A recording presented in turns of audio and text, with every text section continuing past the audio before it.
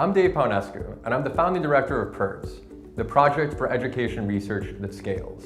My colleagues and I launched PERTS in 2010 because we were really excited by the prospect of creating brief, online growth mindset programs that could help students develop more adaptive beliefs about their intelligence, and in turn improve their outcomes in school and in life. Building on work pioneered by Carol Dweck and others, the PERTS team and our collaborators adapted materials from early in-person mindset programs and created a digital program that could be used in any school computer lab around the nation. Then, over several years, an expanding team of researchers ran a series of studies in order to validate and improve on that original digital program.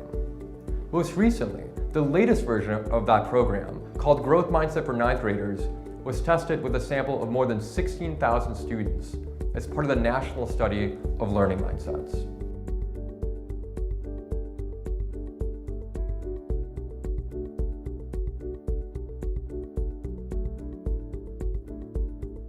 In the national study, students completed two 25-minute online sessions, roughly 20 days apart. Session 1 starts with survey questions that assess students' beliefs about intelligence and their perceptions of the learning environment at their school. These questions helped researchers establish a baseline understanding about the students, classrooms, and schools participating in the national study before the students were randomly assigned to treatment or control groups. This video walks through the activities that were completed by students assigned to the treatment group. The introduction explains that participants will first learn new scientific information about the way the brain works. It also explains that after learning the information, students will be asked to explain it in their own words to next year's ninth graders. By incorporating this peer-to-peer feedback component, participants take on the role of mentor to next year's students. Going forward, such feedback will also help us continually refresh the Growth Mindset for Ninth Graders program with the most up-to-date stories and reflections from its most recent participants.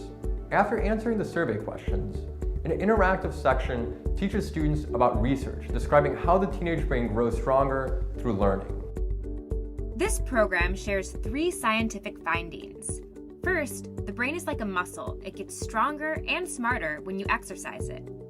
You exercise your brain by working on material that makes you think hard in school. The connections between neurons can be weak or strong. When you work hard to learn something new, like a new type of math problem, the connections in your brain get stronger. Because peers can be the best at explaining things and engaging in understandable ways to other young people, students themselves can be effective messengers about mindsets. Therefore, the program includes narratives from students' peers who describe common beliefs about intelligence and explain how those beliefs can hinder or facilitate the desire to learn and to grow. Here's one example. People always say that we're supposed to use our brains, but they don't always tell us how to do it. And they don't ask us what our personal reasons for learning are, like what makes us want to use our brains. I'm glad somebody finally took the time to explain things and to ask for my opinion. Students also learn that improving intelligence is not just about working hard. It also requires effective learning strategies, like seeking out help when you're stuck or trying new approaches to tough problems. This is a critical message in differentiating a growth mindset from simply telling students to try harder, which is a common oversimplification of growth mindset. Next, students write short responses to a variety of prompts.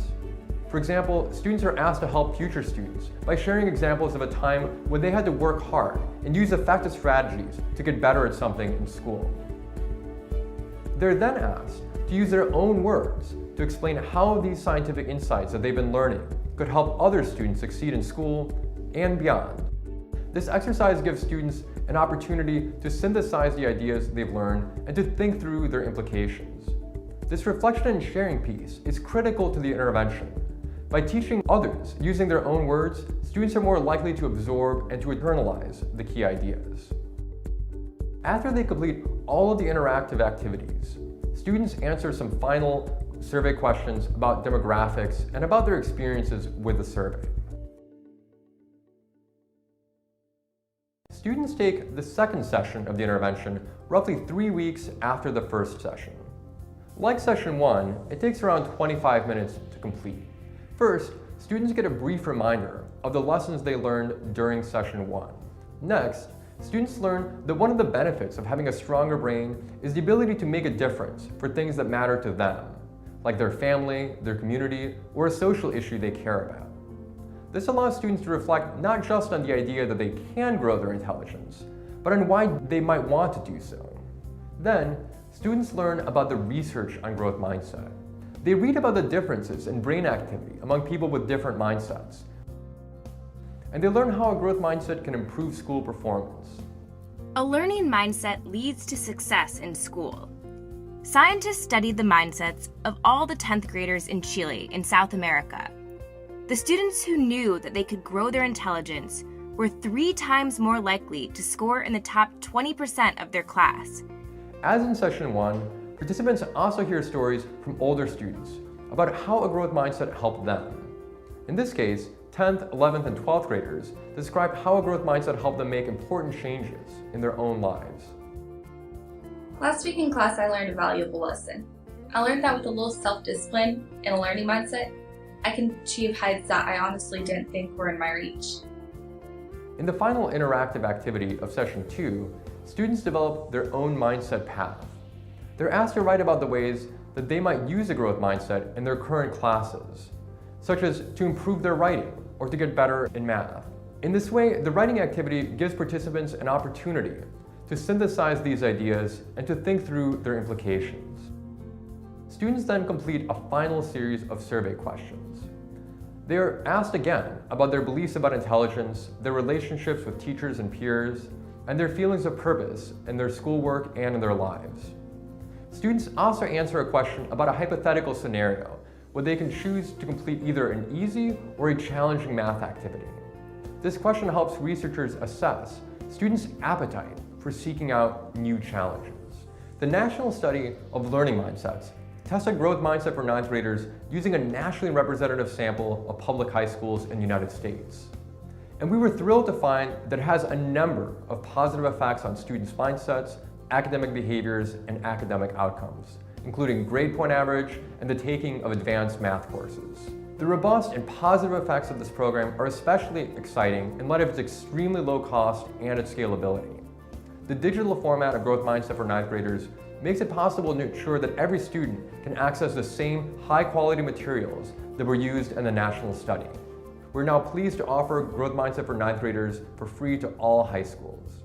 By opening up growth mindset for 9th graders, we hope to contribute to a growing movement of educators and researchers who are working together to ensure that all schools can leverage the latest research in order to better serve young people as they make the critical transition to high school.